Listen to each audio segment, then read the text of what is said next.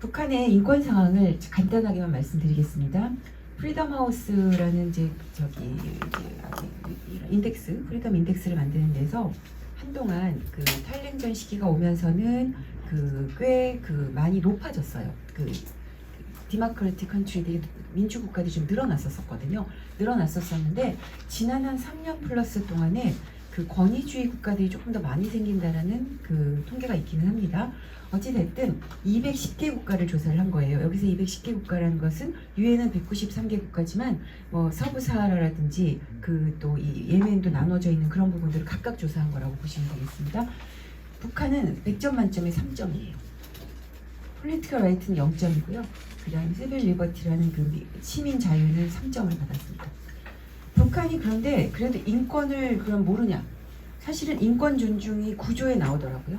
그 기본권 보장도 한 2개 정도 조항이 있더라고요. 그리고 5개의 유엔 협약에 가입을 해 있습니다. 그게 자유권 규약, 사회권 규약은 굉장히 저조하고요. 저 위에 점수 보시면 알겠지만 그 이유는 이제 공개 처형이나 구금이나 무상 배급이 잘 안 되고 또 평양 주민이나 일부 간부층만 주는 거. 그래서 지금 북한에 2,500만 명 정도가 산다고 얘기를 하는데 그 2,500만 명은 평양에 250만 명을 위해서 존재하는 것 같고 평양 주민 250만 명은 그 김정은을 포함한 당대표랑 정치 경제 엘리트인 250명을 위해서 존재하는 나라인 것 같다라는 얘기가 있는 것처럼 이런 무상 배급이나 의료 서비스가 일부 간부층에 머물러 있다라고 보실 수가 있겠습니다. 근데 자유권, 사회권 규약에다 조약을 했고요. 그 다음에 아동 권리, 장애인, 여성 차별 철폐 그리고 5가지에는 협약을 지금 한 상태고요. 여성 차별 철폐 조약이 준수가 가장 높은 편이라고 합니다. 근데 이거는 성과 도출이 용이한 그 협약을 좀 들어가가지고, 그러니까 소위 말하는 선별적 가입이죠. 선별적 이행. 인권 탄압에 관련되는 국제사회 비난들이 많고, 우리도 인권을 존중하고 있다. 특히 취약 그룹에 대해서 하고 있다. 이제 그렇게 강조를 하려고 노력을 하죠. 그렇지만 뭐 중국이나 러시아도 마찬가지지만 소위 말하는 1948년부터 있었던 보편적 인권을 인정하고 있지 않고요. 국가별 상이한 기준으로 인권을 말하면 안 된다. 특히 그 미국의 그 플로이드 그 총살 그거 된 거 아니 총살이래. 그 플로이드가 경찰에게 그 죽은 그거를 대면서 계속 그 미국이 그 더블 스탠다드라고 이제 비판을 많이 합니다. 그리고 이제 중국하고 목소리를 같이 하죠. 이런 거는 인터널 어페어다. 국내 문제니까 내정 간섭하면 안 된다. 이런 얘기들을 하고 있습니다. 그 다음에 그 북한 인권 상황을 얘기를 할 때요. 사실 제가 지명이 된 게 7월 28일이라고 신문에 나왔을 텐데 7월 19일 날 이제 그 공식적으로는 발표가 됐고 이제 제가 안 건 좀 더 전이었었고 그 아시겠지만 이게 그 제가 비상근이고 무보수라서 그 풀타임으로 제가 고려대학교 교수를 하면서 해요. 그래서 이번에 한 코로나 때문에 한 거의 3년 만에 외국에 처음 나갔는데 2주 전에 2주 만에 토론토 갔다가 서울에 왔다가 가르치고 벨기에 갔다가 돌아와서 가르치고 DC 갔다가 와서 돌아오니까 제가 어느 시기에 살고 있는지를 잘 모르겠는데 저는 어디를 가나 저녁 밤형 인간이어가지고요. 항상 어디를 가나 아침에 일어나는 건 힘들고 밤에 잠이 안 와요. 근데 이번에는 밤에 잠이 오더라고요. 이게 이 피지컬 이 컨디션이 완전 무너졌다는 생각이 좀 드는데 아무튼 제가 그 말씀을 드리는 이유가 이게 처음에 되었을 때 그 저한테 그 제가 이제 처음에 못하겠다고 했더니 그 장관님이나 그 차관님이 번갈아 전화 오셔서 하는 말이 늘 뭐 이 교수 유엔에 다니고 이러니까 거기 가서 애드보커시 역할만 조금 해주면 된다라고 얘기를 했었거든요. 그래서 뭐 좀만 더 하면 되겠구나. 그리고 뭐 저도 나름대로 공부 이 분야 많이 했었으니까 그러니까 인간 안보나 이런 부분 얘기를 공부를 많이 했었으니까 나름 뭐 소명을 갖고 좀 하면 되겠다 했는데 그게 아니더라고요. 이게 정말 많은 그 NGO 단체들 그리고 또 정말 많은 이해 당사자들 그 다음에 또 그 당시에 또 해수부 직원 돌아가신 거하고 그 다음에 강제 송환 문제까지 같이 있어가지고 어떻게 지냈는지를 모를 정도로 하여튼 되게 바빴던 것 같아요. 근데 이제 제가 고민을 했죠. 근데 그 어떤 기자 한 명하고만 얘기를 하면 굉장히 그 한쪽으로만 쏠릴 것 같아서 7월 19일 날부터 전화 올 때 한 열흘간 아직 임명을 안 받았다. 거짓말도 아니었던 게 공식 임명장은 안 받았었거든요. 예, 임기는 시작했어도. 그래서 이제 저 나름대로 준비를 하고 7월 28일 날 그 제가 외교부에서 이걸 대통령 임명장을 받은 다음에 그 일부러 개개별 인터뷰를 하지 않고 그 1층에 있는 기자실에서 간담회식으로 전체 다를 했어요. 근데 그 작전은 맞아 떨어졌는데 제가 한 1시간 20분을 붙잡혀 있었는데 진짜 제가 그 조심을 많이 했거든요. 조심을 많이 하고 마지막에 그 이제 그 해수부 건 얘기를 답을 했어요. 답을 했는데 아니나 다를까 1시간 20분 얘기하고 1분 답한 게 다 헤드라인으로 나왔더라고요. 그리고 또 하나는 제가 북한 인권을 뭐라고 생각하냐는 얘기를 했을 때 그 7월 28일 날 제가 나름 그 고민을 할 때는 북한 내의 인권도 되게 중요하고 탈북자의 인권도 중요한데 결국은 북한 정권이 저지른 일이잖아요. 그러니까 북한 정권이 저지른 다른 북한 인권도 우리가 북한 인권 문제에 다뤄야 된다는 생각이 들어서 특히 그 POW요. 이거 제가 이번에 가서 이제 제가 찍어온 게 별로 안 좋아서 이걸로 바꿨거든요. 제가 이게 혼자서 PPT를 만드느라고 좀 어설픈데 양해해 주세요. 이게 뭐냐면 POW 키예요. 제가 이거를 물어봤더니 잘 몰라 언제부터 이게 되어 있는지. 그걸 모르고 트럼프 대통령 때 이게 다른 데로 갔었다가 비판받고 다시 돌아왔다라는 것만 얘기를 하더라고요. 그래서 제가 크리스 스미스라고 북한 인권에 관련돼서 굉장히 노력을 하는 공화당에 좀 연세 있으신 분한테 여쭤봤더니 베트남 전쟁 이후부터 나라를 위해서 일한 사람들은 반드시 기억하고 반드시 찾아와야 된다라는 개념이래요. 그래서 여기가 이거예요. 그 초소에서 고개 숙이고 있는 그 병사가 있고 You are not forgotten 이라고 써 있는 게 이 길입니다. 저는 이게 맞는 것 같아요. 나라를 위해서 싸우다가 잡혀간 거 아니에요. 우리나라도 국군 포로는. 지금은 80이 훨씬 훌쩍 넘었을 분들이고 얼마나 살아계신지는 모르지만 6만 명 정도가 처음에 억류되어 있었고 많은 분들이 탄광에 배치되어 있다고 그 나온 80명 정도가 증언을 한 게 여러 개 있더라고요. 그리고 그 가족들은 3대가 연좌제랍니다. 그래서 이 POW 문제를 우리가 기억을 해야 되는데 여기 국군 포로 가족 대표들이 여기 계시더라고요. 그래서 제가 모레 이제 그분들을 드디어 만나는데 정말 한이 많이 맺히셨는지 이런 분들 얘기를 들으면 예를 들어 보통 30분간 면담하세요 하는데 30분간 하고 나오면 욕만 먹어요. 거의 3시간은 같이 앉아 있어줘야 되는 그런 상황이 벌어질 정도로 정말 괴로운 일들이 많으시더라고요. 근데 제가 그 7월 28일 날 이 POW 그 다음에 전후 납북자요. 전후 납북자도 저기 69년에 칼기 때 납북된 분들 포함해서 많으신 거 아시죠? 그리고 강제성한 탈북자가 다 들어가야 됩니다. 그랬더니 이 탈북자 전후 납북자 가족도 굉장히 많으시더라고요.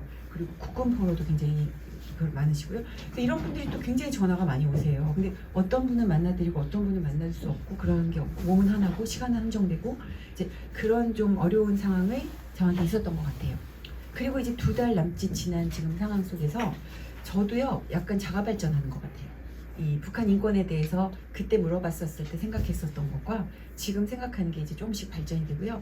말을 하면서도 또 자가 발전을 한다는 느낌이 들었어요.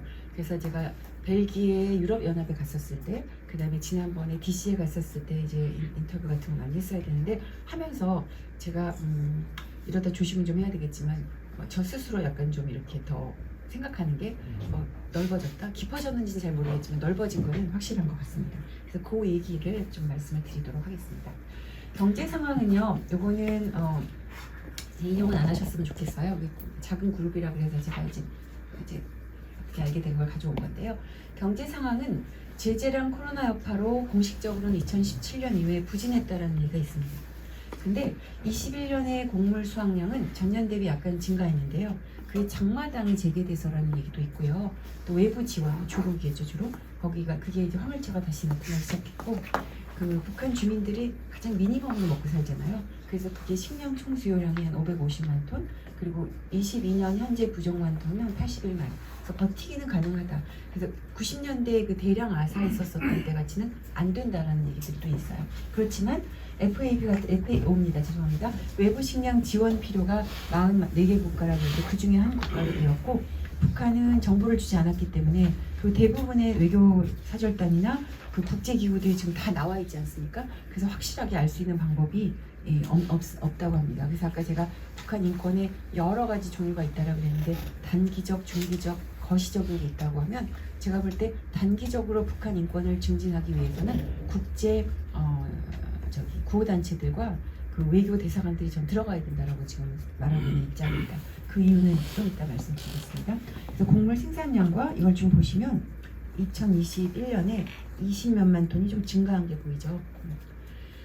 그 다음에 지금 제가 말씀드리는 거는 이렇게 글에 나와 있는 건 아니에요. 글에 나와 있는 건 아니고 제가 여러 명을 인터뷰하면서 들은 건데 그냥 공유를 하면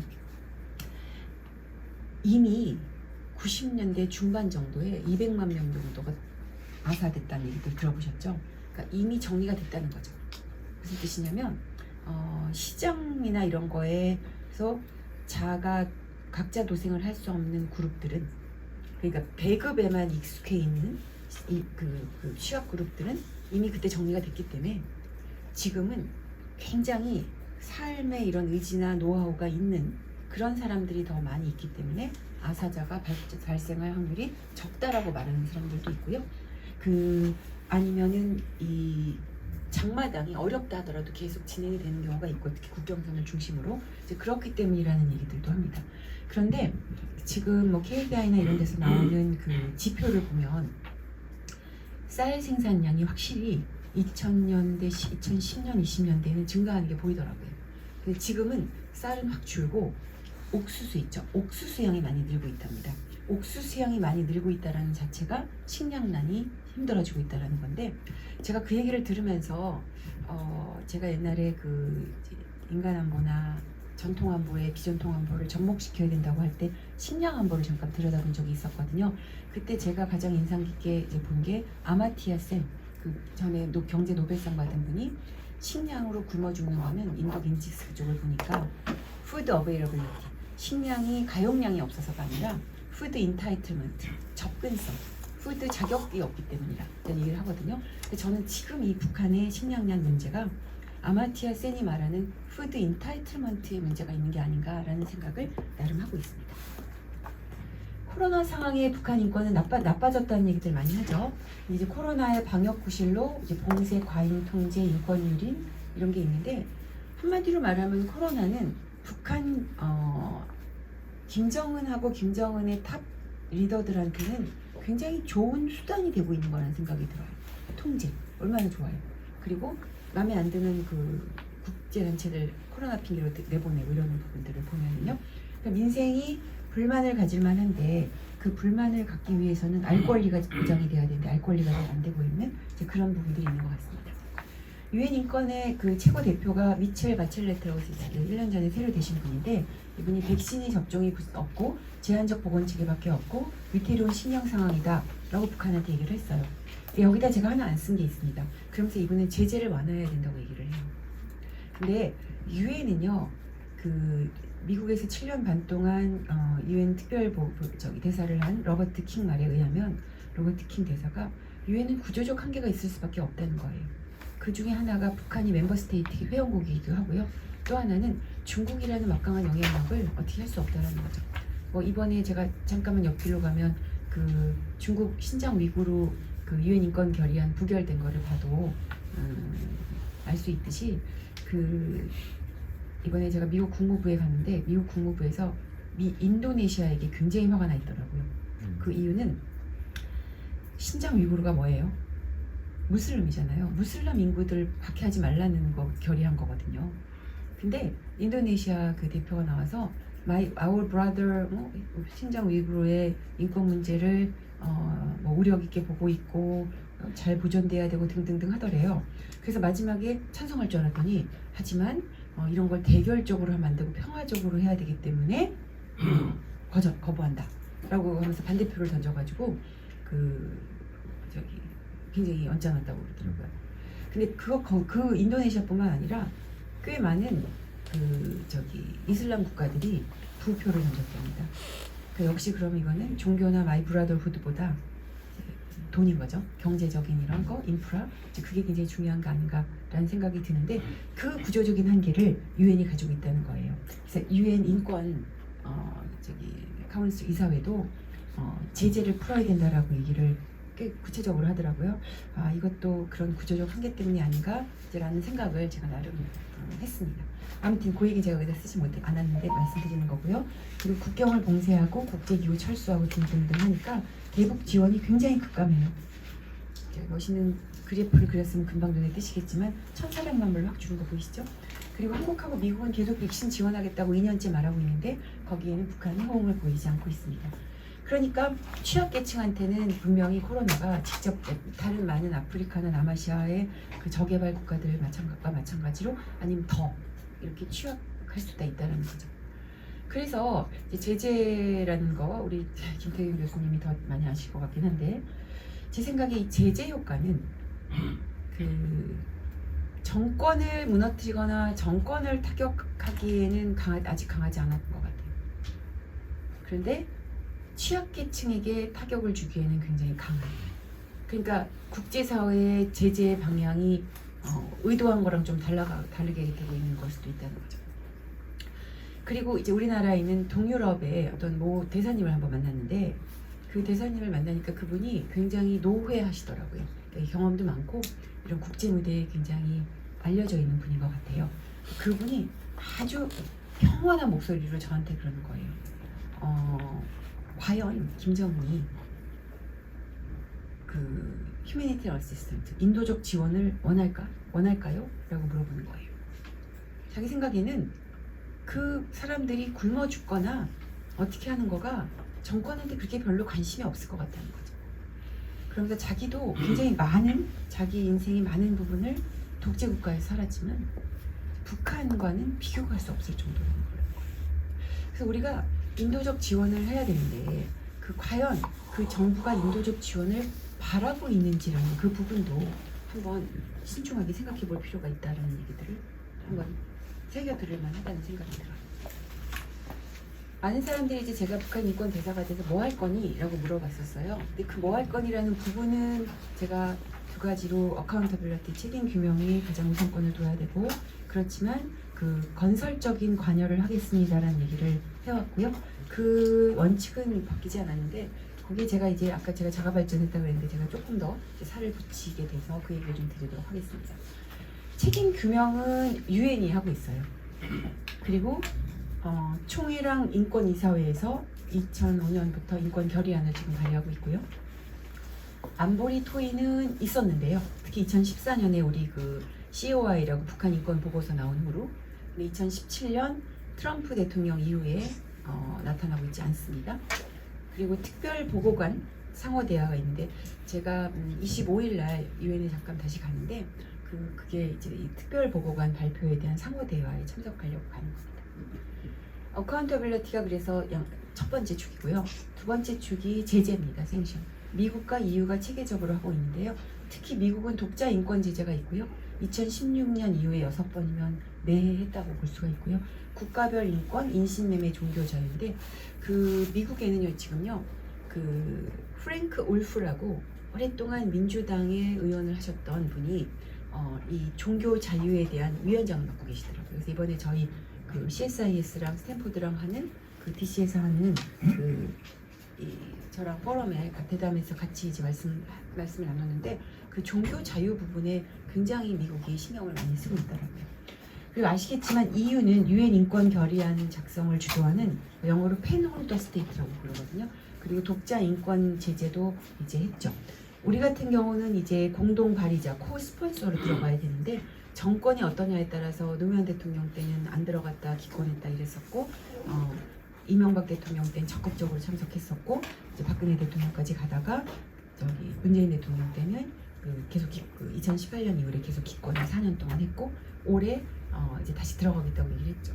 그게 들쑥날쑥하는 그런 부분들이 아마 이번에 우리가 처음으로 북한 인권이사회에 연임이 안 돼서 충격에 빠졌다고 하는데 그 이유 중에 하나일 것 같긴 해요. 근데 그게 전부 다는 저는 아니라고 생각하는데 이제 그런 부분들은 신경을 써야 되겠죠. 왜냐하면 스칸디나비아 국가들이 그 여러 가지 정치적 상황이나 국제적인 상황이나 다른 데 어플라이를 해야 되기 때문에 떨어진 적은 없었거든요. 그래서 이게 우리가 그 중추국가 아니면 뭐 GPS 국가라 그래서 글로벌 중추국가나 글로벌 중견국가 선도국가가 되려면 인권을 자꾸 뛰겠다고 얘기를 했으면 그거는 그냥 그게 국민의힘이던 열린민주당이나 더불어민주당이던 그거는 외국에선 아무도 관심 없고 아무도 몰라요. 그냥 우린 리퍼블릭 오브 코리아거든요. 리퍼블릭 오브 코리아가 들고 떼어야 되는 거는 그 항상 똑같은 게 우리 국익에 더 도움이 되지 않나라는 생각이 듭니다.